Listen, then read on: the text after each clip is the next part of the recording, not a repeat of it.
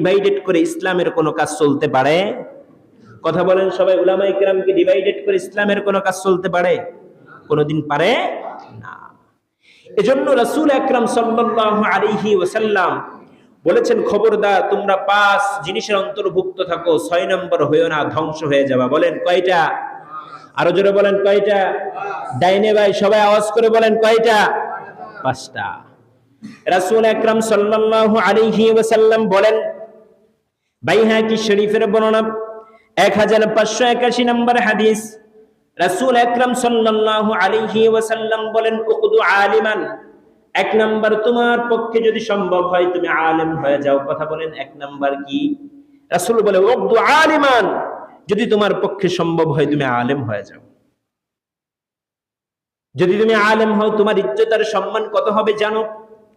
রাসূল আকরাম সাল্লাল্লাহু আলাইহি ওয়াসাল্লাম আরেক হাদিসের রেফারেন্স দিয়ে নবী এভাবে বলেন, খায়রুকুম মান তাআল্লামাল কুরআনা ওয়া আল্লামা, দুনিয়া এবং দুনিয়ার মধ্যে সবথেকে শ্রেষ্ঠ মানুষ হলো তারা যারা আল্লাহর কোরআন শিখেছে এবং অপরকে শিক্ষা দেয়। আওয়াজ করে বলেন ঠিক না বেঠিক? যারা শিখেছে এবং অপরকে শিখায় তারা হচ্ছে দুনিয়ার মধ্যে সবথেকে শ্রেষ্ঠ ব্যক্তি, সবথেকে শ্রেষ্ঠ মানুষ, সবথেকে শ্রেষ্ঠ জাতি, সবথেকে শ্রেষ্ঠ গোষ্ঠী তারা যারা কোরআন শিখেছে এবং অপরকে কি করে? শিখায়। আরেক হাদিসের মধ্যে রাসূল বলেন, দুনিয়ার মধ্যে সবথেকে দামি মানুষ তো উলামায়ে কেরাম। এটাই শুধু নয়, উলামায়ে কেরাম হচ্ছে আমার ওয়ারিস, আমার রেখে যাওয়া দিন ব্যবস্থাকে উলামায়ে কেরাম পূর্ণাঙ্গভাবে তোমাদের কাছে এমন ভাবে পৌঁছায় দিবে, আমি যেভাবে আমার দিনগুলোকে অক্ষত রেখে গেছি, আমার অক্ষত দিনটাকে তোমাদের কাছে উলামায়ে কেরাম পৌঁছায় দিবে। বলেন না সুবহানাল্লাহ।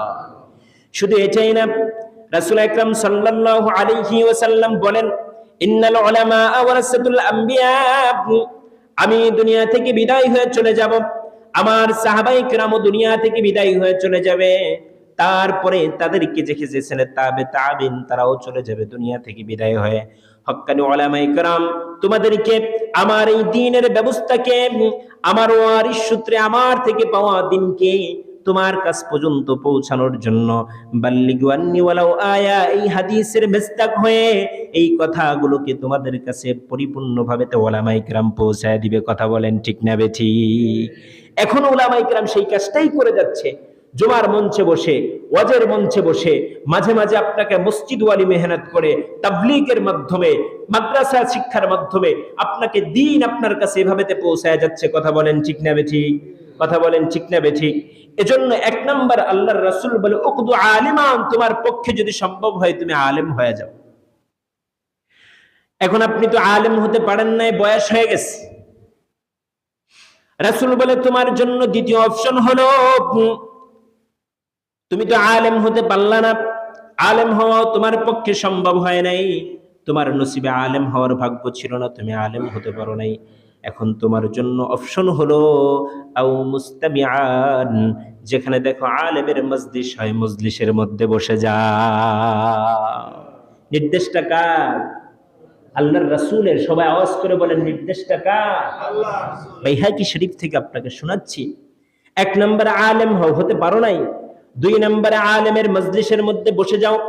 এমন যদি কোনো আলেম আপনাদেরকে কোরআন শোনায়, হাদিস শোনায়, আলেমের সামনে জড়বদ্ধ হয়ে বসে যাওয়ার জন্য রাসূল নির্দেশ করেছেন। যদি তোমরা বসে যাও, আমি যে দ্বীন রেখে গিয়েছিলাম আমার দ্বীন থেকে তোমরা ছিটাফোঁটা শুনতে পারবে। কথা বলেন ঠিক না বেঠিক? আমরা যারাই এখানে বসে কথা বলি, কোরআন হাদিসের বাইরে বলার কোনো সুযোগ আছে? কথা বলেন। তা আমরা এটাই রেখে, রাসূলের রেখে যাওয়া দ্বীন ব্যবস্থা, এটাই তো আপনাদের কাছে প্রচার করতেছি। লম্বা এক হাদিসের একটা অংশ বিশেষ আপনাদেরকে শোনাই। হযরত আবু হুরায়রা রাদিয়াল্লাহু তাআলা আনহু বলেন, বাজারের মধ্যে কিছু সাহাবায়ে কেরাম ঘোরাঘুরি করতেছেন। হঠাৎ করে ডাক দিয়ে বলেন, এই সাহাবায়ে কেরাম তোমরা শোনো, মসজিদুন নববীর মধ্যে তো আমার রাসূলের বাইতুল মাল থেকে অথবা ওই সূত্রে পাওয়া মাল বন্টন হয়ে যায়, তোমরা এখনো বাজারের মধ্যে ঘোরাঘুরি না করে মসজিদুন নববীর মধ্যে দৌড় দাও। সাহাবায়ে কেরাম চিন্তা করলো, মসজিদুন নববীর মধ্যে গেলে মনে হয় মাল পাবো, খাবার পাবো, কোন মনে হয় টুকলা টুকলি পাবো। এই চিন্তা ভাবনা করে সাহাবায়ে কেরাম রাদিয়াল্লাহু আনহুম তারা এক দৌড় দিয়ে মসজিদের মধ্যে রওনা করলেন। মসজিদের মধ্যে গিয়ে দেখেন কিছু লোক জিকিরের মধ্যে বসে আছে, কিছু লোক তালিমে বসে আছে, কিছু লোক রাসূলের জবান থেকে শোনা কিছু মাসলা মাসাইল আলোচনা করতেছে। ওই সাহাবীরা দেখে আসার পরে জিজ্ঞাসা করে, আবু হুরায়রা, মসজিদের মধ্যে তো কোনো মাল বন্টন হয় না,